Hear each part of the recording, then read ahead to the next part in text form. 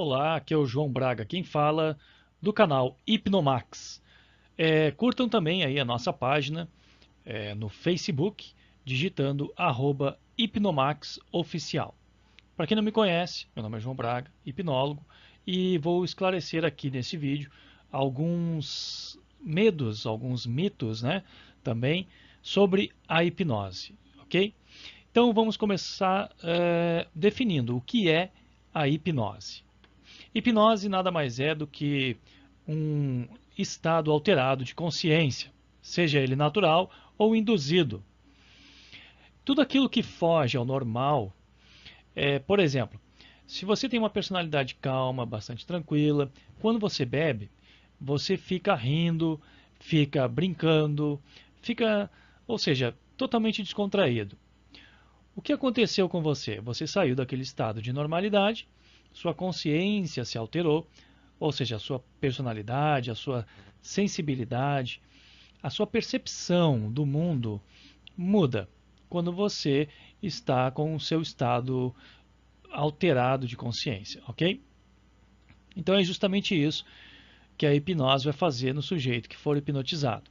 Vai mudar o padrão de pensamento, de raciocínio, e essa pessoa vai ficar num estado de concentração, de hiperconcentração, onde tudo que for periférico para ele não tem mais importância, devido ao foco ao qual o hipnólogo, o hipnotista, o conduziu, ok? Então, então o, a hipnose é um estado alterado de consciência, certo? O termo hipnose vem do grego hipnos, mais quer dizer, hipnos que significa sono, mais latim osis, que significa ação ou processo, ou seja, processo do sono. Na verdade, este termo não está bem correto, porque ele foi cunhado por um cientista chamado James Braid. É, esse cientista, acompanhando alguns magnetizadores da época, e isso a gente vai falar mais adiante, então James Braid começou a notar que as pessoas ficavam num estado de torpor, ou seja, um estado de olhos fechados, cabeça baixa. Ele imaginava que fosse um estado de sono e imaginava que as pessoas estivessem dormindo. Então ele cunhou o nome hipnose. É por isso que hoje em dia a hipnose é tão contestada. Ela é tão ligada a mitos. As pessoas, na verdade, têm medo da hipnose porque elas pensam que vão dormir e, quando estiverem dormindo, vão perder a consciência. E quando perderem a consciência, o hipnólogo vai fazer o que quer com elas.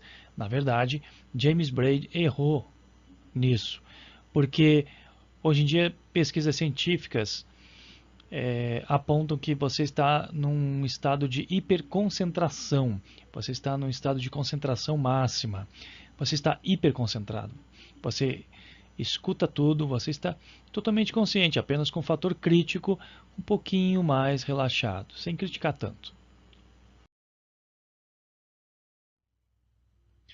Então vamos lá. O que é hipnose? É um estado, já foi explicado, né? É um estado alterado de consciência, é um estado alterado de percepção. E segundo a atual definição, a consciência periférica ela fica reduzida, caracterizada por uma maior capacidade de resposta à sugestão. A Associação Americana de Psicologia diz que é um estado de consciência que envolve atenção focada e concentração, ok? Ou seja, como eu disse antes, você não está dormindo. O que acontece é que os nossos cinco sentidos eles ficam praticamente hipersensíveis. Por exemplo, você sente um gosto, você percebe o gosto das coisas bem melhor quando você está em estado alterado de percepção. O seu tato, por exemplo, fica muito sensível. Você sente o calor de uma pessoa a alguns centímetros antes da pessoa encostar a mão em você. A sua visão ela fica extremamente aguçada. O seu olfato ele fica muito, muito sensível mesmo. Ou seja, se você for bem direcionado através do seu hipnólogo, a sentir o gosto de alguma coisa, você vai sentir o gosto desta coisa 100%. Se você for sugestionado a sentir ou a palpar alguma coisa, você vai sentir ali a temperatura daquela coisa, a textura daquela coisa. Quando na verdade, quando estamos em vigília, em estado de vigília, nós não temos essa percepção tão aguçada, ok? Já em comparação ao estado de transe, certo? Bom, o único sentido que fica hiperativo o tempo inteiro, e este nunca vai responder de forma equivocada, é a audição. Um sujeito, quando está hipnotizado, ele vai ouvir perfeitamente os sons nos mínimos detalhes. Até se a pessoa sussurrar a uma pouca distância do sujeito que está hipnotizado, esse sujeito vai conseguir escutar o sussurro, ok?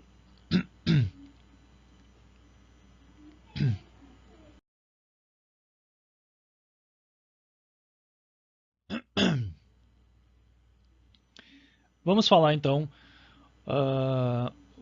sobre uma breve história, né, da hipnose. A hipnose, na verdade, é uma velha conhecida da história. Na velha civilização babilônica, na Grécia e na Roma antiga, a hipnose era muito utilizada pelos altos sacerdotes. No Egito, por exemplo, existiam os templos dos sonhos, onde se aplicavam aos pacientes sugestões terapêuticas enquanto dormiam, como vocês veem aqui nesta gravura. Aqui nós temos um sacerdote num templo e ele está lendo como se fosse uma oração, que na verdade é uma rotina hipnótica, que faça com que o sujeito durma. E depois, quando este sujeito está não dormindo, mas em estado alterado de percepção, ele aqui então vai dar todas as sugestões necessárias para que haja a mudança e transformação a qual o sujeito procurou o sacerdote, ok? Os antigos, eles na verdade sempre achavam que a cura de alguma doença, de algum mal, de qualquer coisa, estava sempre lá fora. A cura nunca poderia ser encontrada nele mesmo. Então eles acreditavam muito na cura, acreditavam a cura, né, aos anjos, aos demônios, entidades, planetas, espíritos, porque essas entidades todas é que faziam com que o sujeito melhorasse, se curasse e revertesse aquela situação ao qual estava passando. Nunca se imaginou que a própria pessoa teria as ferramentas dentro dela mesma para que ela fizesse essas mudanças. Na Grécia Antiga,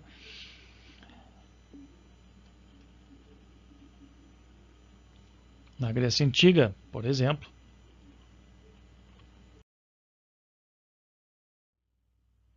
como mostra o slide atual, na Grécia Antiga, os gregos eles realizavam peregrinações a Epidauros, onde se encontrava o templo do deus da medicina Esculápio. Aqui nós vemos uma gravura onde temos algumas pessoas e um sacerdote colocando uma pessoa num divã. Aqui onde essa pessoa aparentemente adormecida aplicava uma espécie de passe magnético para que essa pessoa se restabelecesse, sempre evocando uma divindade, um anjo ou uma força exterior para fazer a cura acontecer, ok?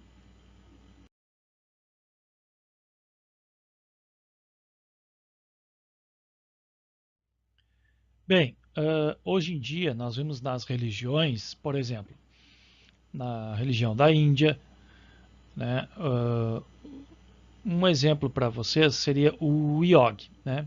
Aqui ele está na posição de lótus, onde ele entra numa auto-hipnose, ou seja, num transe provocado por ele mesmo, onde nesse estado tão profundo ele consegue passar dias e dias sem se alimentar e sem beber água. Ou seja, em completo estado de transe provocado por uma auto-hipnose. Para chegar num estado desse não é fácil. Precisa-se de muito, muito treino, muitos anos para que consiga entrar num estado de profundidade, de um estado sonambúlico muito profundo, onde todos os sentidos ficam praticamente estáveis, todos os sentidos ficam ali praticamente adormecidos. Então ali nesse estado ele não vai sentir fome, sede, não vai ter percepção do tempo, porque quando nós estamos em estado de transe, o tempo há uma distorção. Existe uma distorção do tempo quando estamos em estado de transe. Por exemplo, você consegue meditar durante 1 hora e quando você retorna, sai dessa meditação, é como se você tivesse passado apenas 10, 15 minutos, mas na verdade você já passou 1 hora. Então aqui ele perde totalmente a percepção do tempo. Vemos aqui um estado clássico nessa outra foto, estado clássico sonambúlico, onde nas religiões afro-brasileiras isso é um estado sonambúlico de transe. Quando ele retornar do transe, ele vai se lembrar parcialmente, né, de algumas coisas ou uma amnésia temporária ou permanente de outras coisas. Nesse estado de transe está inserido dentro de um contexto religioso. Seria de uma umbanda. Aqui onde ele recebe uma entidade, onde ele incorpora e é chamado pelos membros da igreja dele, da religião dele, de cavalo. Ou seja, o cavalo, o corpo físico dele serve apenas para receber essa entidade, ok? Aqui, neste outro ponto, nós vemos na África várias pessoas ali dançando ritmicamente, no estado ritmado, em transe, né? Porque as rotinas, as músicas, os tambores, nessas religiões, eles utilizam sempre ritmos repetitivos. Então, todo ritmo repetitivo leva sempre ao cansaço mental, fazendo com que você ali entorpeça e entre rapidamente em estado de transe. Tudo que for ritualístico, ele é uma proposta muito forte para que haja o transe. As religiões utilizam-se muito dos rituais. As músicas, por exemplo, nos shows, quando a gente vai assistir um show e a gente vai lá ouvir uma música que a gente gosta muito e se concentra, foca naquela música, a gente entra em estado de transe, ok?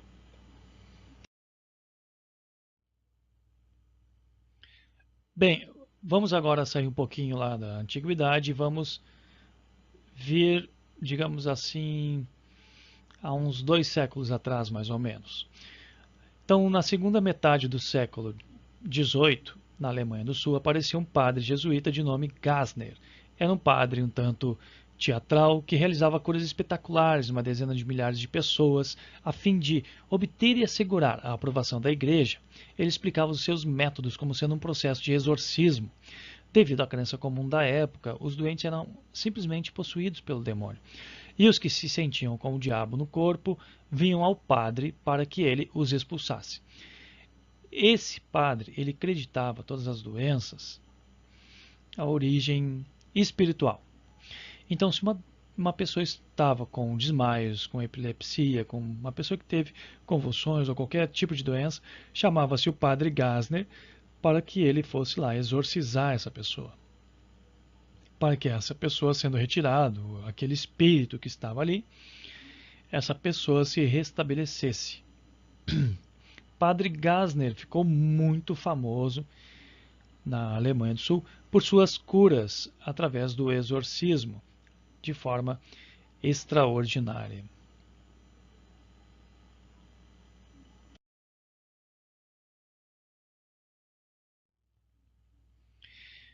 Bom, o padre Gassner, como eu falei anteriormente, ele ficou muito famoso na Europa, né? Devido às curas. E nessa mesma época surge também um tal de Franz Anton Mesmer, matemático, músico, advogado, médico, linguista, uma pessoa muito culta, muito estudiosa que se interessou pelas curas do padre Gassner. Mesmer tinha uma mente muito racional, muito lógica, Ele acreditava muito na ciência, coisa que naquela época a ciência estava descortinando muitas coisas que ainda eram místicas, né? Então ele começa a seguir o padre Gassner para ver como eram feitas as suas curas. Ele via que o padre, então, ele fazia os exorcismos dele, curava as pessoas, e mesmo assim ele não se convencia, porque o espírito crítico dele não deixava que isso ocorresse, esse convencimento ocorresse. Então o que foi que ele fez? Ele começou a questionar o padre Gassner nas suas curas. Ele achava que isso não se devia aos espíritos, demônios nem nada. Ele achava apenas que fosse problemas vindos de outras fontes, como por exemplo as energias dos planetas, energias que nós mesmos emanamos.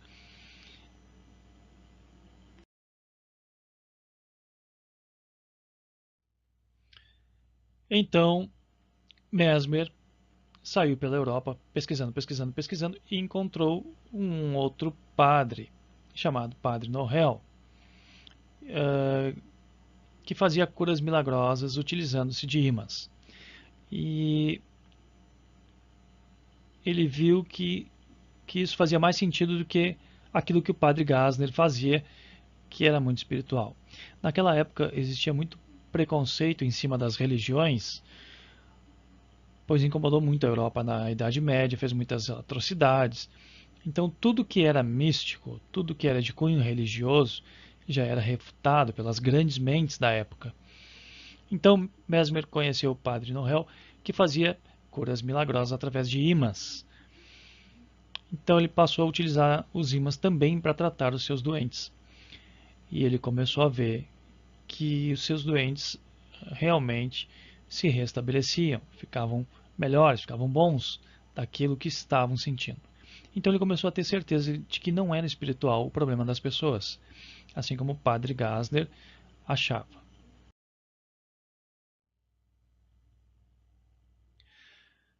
Logo mais tarde, em 1976, Mesmer então abandona o uso de ímãs e começa a usar as mãos nas curas. Por quê? Porque Mesmer começou a questionar também.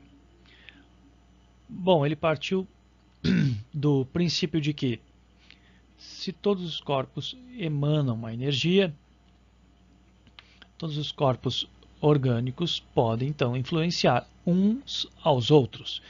Então não precisaria ele usar nenhum apetrecho exterior, nenhum imã para poder curar alguém.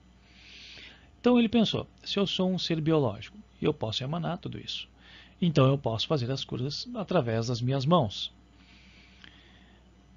Isso ficou mais certo quando ele realmente abandonou o uso de ímãs, quando ele vai para um sarau e lá ele encontrando uma cega que tocava muito bem piano nesse sarau. Essa cega então ela tem uma nobre, né? Ela tem uma convulsão no meio da música que ela estava tocando. E de repente o que ele faz? Ele vai lá e impede que os médicos façam a sangria, porque os médicos da época achavam que fazendo uma sangria, ou seja, o sangue estava contaminado e que para que se resolvesse deveria se sangrar as pessoas, mas ele não deixou. Então Mesmer foi lá, impôs as mãos em cima daquela cega e minutos depois aquela cega se recupera de uma forma extraordinária. Vendo isso, o pai dessa nobre, né, contrata o Mesmer para tratá-la e leva então para o castelo. Leva o Mesmer para o castelo e ele passa o mesmo mês e pouco lá tratando desta cega.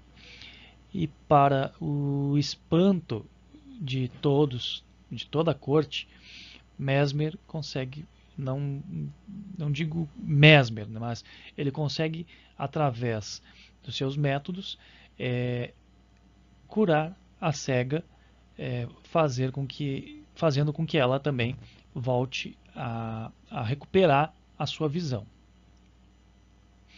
Então Mesmer ganha uma fama extraordinária na Europa, ficando muito famoso. As pessoas vinham de toda a Europa atrás de Mesmer, lotavam o castelo dele para que ele os curasse. E como o Mesmer não poderia atender a todos de forma individual, ele atendia de forma coletiva, colocando pessoas uma atrás das outras, como mostra na figura. E aqui uma pessoa adormecia, outra e outra, uma entrava em convulsão, uma chorava, tinha alguns que tinham várias crises. Ele acreditava que pelas mãos, olhos e boca saíam fluidos curativos. Mas como a procura era muito grande das pessoas por Mesmer, mesmo ele colocando várias e várias pessoas em cadeiras, sentadas, ele não tinha condições de curar todas durante o dia. Então, o que foi que ele fez? Mesmer, então, criou esta tina magnética, que era todo em madeira, e por dentro revestido com uma lâmina de aço, vidro moído, quebrado, água. Então, e as pessoas ficavam em volta desse barril, enquanto ele estava curando outras pessoas lá fora através de curas coletivas. E essas pessoas ficavam, algumas pessoas ficavam na volta desse barril, colocavam as mãos no barril e, digamos assim, colocavam as mãos naquela limalha,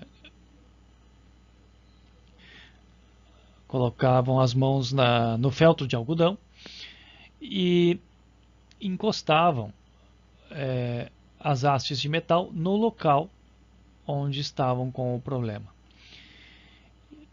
E algumas apenas ficavam segurando, né, aquela corda, e algumas começavam a ter delírios, risos, tremores, desmaios, né, devido ao estado alterado de consciência.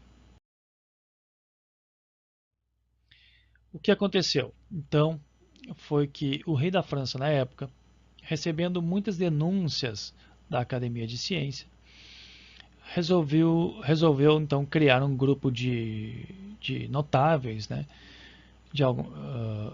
E dentre esses notáveis, Benjamin Franklin,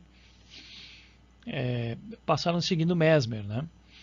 Investigando as curas de Mesmer, e fizeram um grande relatório. Depois de um ano, eles levaram para o rei da França. O rei então pergunta qual era a conclusão que eles tinham chegado, e eles disseram para o rei que tudo não passava de simples sugestão mental. Então, depois que esses notáveis fizeram esses relatórios, a fama de Mesmer cai.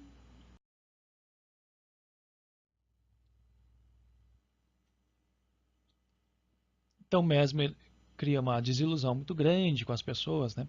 Sai da França, e Mesmer cai no esquecimento.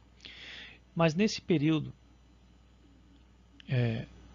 devido às curas que ele realizou, que Mesmer realizou, ele deixa muitos seguidores, como o Marquês de Posseguir. Marquês de Posseguir descobriu algo que Mesmer já tinha suspeitado, mas não dava muita importância. O Marquês de Posseguir via as pessoas fechando os olhos, naquele estado de torpor, e Mesmer nunca analisava, ele apenas queria curar as pessoas. E o Marquês de Posseguir, o que ele fez? Ele, dono de um grande castelo com muitos servos, começou a tratar os seus serviçais, os seus servos. E dentre esses servos chega um servo totalmente analfabeto, com um grande problema respiratório. E o que aconteceu foi que, quando ele percebeu que esse servo entrava naquele estado de adormecimento, entre aspas, né? Ele, ali depois de alguns minutos, abria os olhos e começava a falar com uma erudição muito grande. Ele entendia de física, química, matemática, falava línguas, mas então o Marquês começou a fazer perguntas a esse servo, e ele descobriu que o servo, quando entrava, conseguia, quando ele entrava em estado de transe, ele conseguia enxergar dentro de si e se autodiagnosticou, tendo um problema nos pulmões. E para surpresa do Marquês de Ponsegui, este mesmo servo, depois que fez o seu próprio diagnóstico, ele disse quantos passes ele precisaria receber, quais eram as ervas e os remédios que iriam curá-lo. E ainda mais, para surpresa do Marquês, ele disse ainda que depois que passasse tanto tempo, ele teria uma crise, vomitaria no dia tal, na hora tal. E depois de 2, 3 meses do dia tal, na hora tal, tomaria outro remédio. E a partir daquele dia, daquele exato dia que ele prescreveu, ele ficaria curado. O Marquês de Ponsegui não levou isso muito a sério. Mas eu vou seguir você. Quando retornou o servo do trânsito, o servo não se lembrava de nada que havia acontecido. Não se lembrava de absolutamente nada. Então, o Marquês cunhou o termo de sonambulismo ou sonambulismo artificial. Hoje nós conhecemos como um estado sonambúlico, né? Então, o Marquês deu os remédios para o servo, que o próprio servo descreveu, e passado o tempo, quando fechou os 2 meses, 3 meses de tratamento, no último dia que ele ficaria curado, por incrível que pareça, esse servo ficou completamente curado. Hoje nós temos livros e livros, muitos deles editados por Jacó Mello, falando justamente sobre o estado de sonambulismo e dessa lucidez sonambúlica, no qual ali a pessoa desenvolve uma personalidade totalmente consciente de si, com uma propriedade, uma grandeza de conhecimento muito grande. Não vamos dizer que todos os sonambúlicos tenham essa propriedade, mas alguns, com raras exceções, conseguem ter essa mesma propriedade que o servo do Marquês de Ponsegui.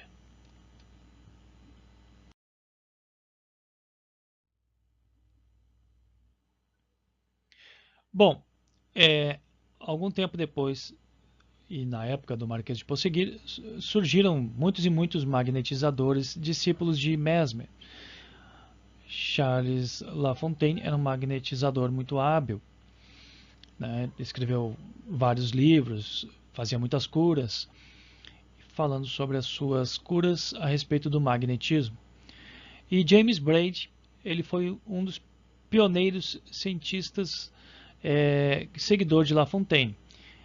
Mas James Braid era um cientista com uma mente racional, cética, e que não acreditava que existiria um poder dentro dele, ou um poder de planetas, magnetismo, que permeava todos os seres, e que esse magnetismo poderia ser passado, né, de uma pessoa para fazer a cura. Mas ele começou a seguir o Lafontaine e começou a ver que quando Lafontaine fazia os passes, algumas pessoas praticamente fechavam os olhos e entravam num estado parecido com sono. Ele disse assim: talvez não seja nenhum poder que o Lafontaine tenha, talvez seja a própria pessoa que adormeça. Eu vou fazer um teste. Então, James Braid chegou na sua casa, convidou vários amigos, pegou uma vela, colocou à frente de seus amigos e disse: por favor, eu gostaria que vocês olhassem aqui para a chama dessa vela, tentassem não piscar e se concentrassem e tentassem não pensar em absolutamente nada olhando para essa vela. Façam isso durante 10, 15 minutos para mim, por favor. As pessoas então concordaram e começaram a olhar. E ele começou a perceber que depois de alguns minutos, 2 ou 3 pessoas que estavam olhando para essa vela entravam naquele mesmo estado, o qual os magnetizadores faziam as pessoas entrar. E ele ali então mata a charada. Que não era nenhum poder que a pessoa tinha, mas sim era um desdobramento Ou seja, a própria pessoa, através do foco e da concentração, entrava naquele estado. Mas James Braid comete um erro muito grande. James Braid cunhou o nome disso de hipnose, ou seja, ele deu o nome em, em alusão a Hypnos, o deus grego do sono, equivocadamente, quando na verdade nós estamos em hiperconcentração e hiperfoco. Então esse nome hipnose, ele segue os hipnólogos de uma forma um pouco negativa, porque as pessoas acham que vão dormir e vão perder a consciência, e perdendo a consciência vão ficar à mercê do seu hipnotista.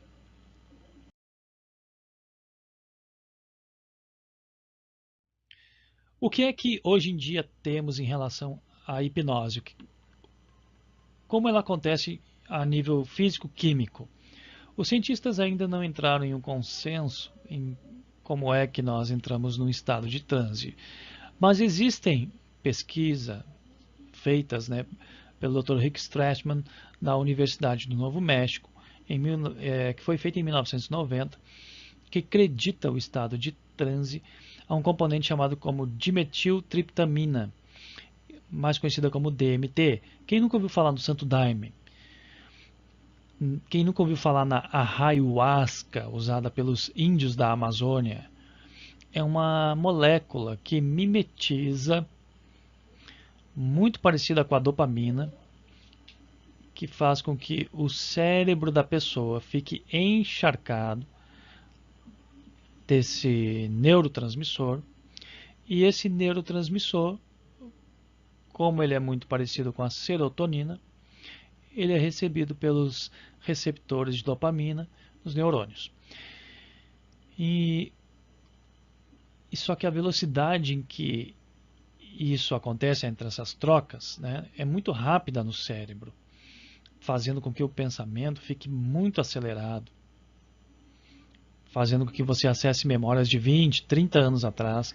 Ou seja, é como se o nosso cérebro ele tivesse turbinado. É, é como se o nosso cérebro fosse um supercomputador. Essas trocas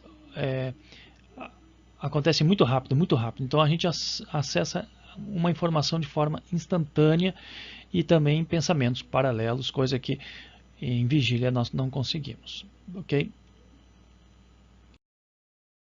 De pesquisa feita pelo Dr. Rick Strassman. A dimetiltriptamina também é conhecida como a ayahuasca, né? É uma mistura desse cipó com uma folha. E essa mistura forma tipo um vinho, onde as pessoas ingerem e elas vão começar a ter aquela viagem, né? Tem até, se eu não me engano, tem um documentário, A Molécula Espiritual, parece que é uma coisa assim, tem um filme na Netflix também. E falando sobre as pesquisas do Dr. Rick Strassman e falando sobre a ayahuasca, essa planta psicodélica. Bom, no corpo humano tem de forma natural. E alguns cientistas dizem que ela só é produzida por 2 vezes na nossa vida, quando nós nascemos e quando nós morremos.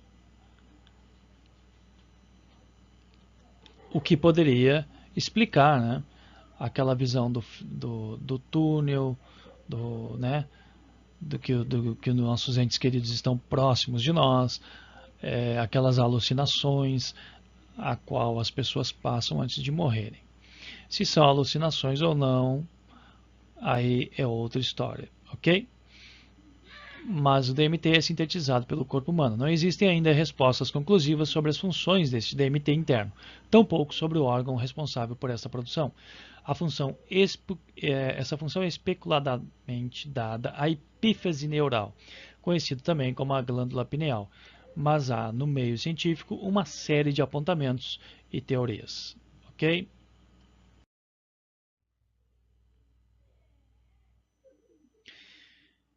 O DMT no corpo humano.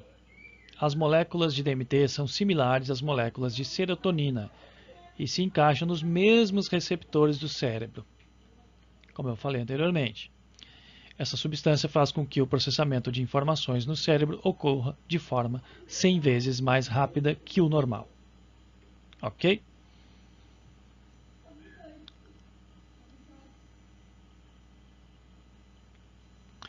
Bom, vamos encerrar então aqui a primeira parte. Encerrando nessa primeira parte, então, na próxima nós falaremos aí sobre o nosso cérebro, né, o que acontece aí no nosso cérebro e sobre os programas que possuímos, né, o programa consciente e o programa inconsciente. E falaremos também das funções do hipnotista ou do hipnólogo no processo de transe para que a hipnose aconteça, ok? Espero que tenham gostado até aqui. Comentem, avaliem, deixem sugestões e, se possível, inscrevam-se no canal Hipnomax ou ainda, se puderem, acessem a página, curtam a página no Facebook, apenas digitando @hipnomaxoficial. Aguardo vocês então no próximo vídeo. Tchau, tchau!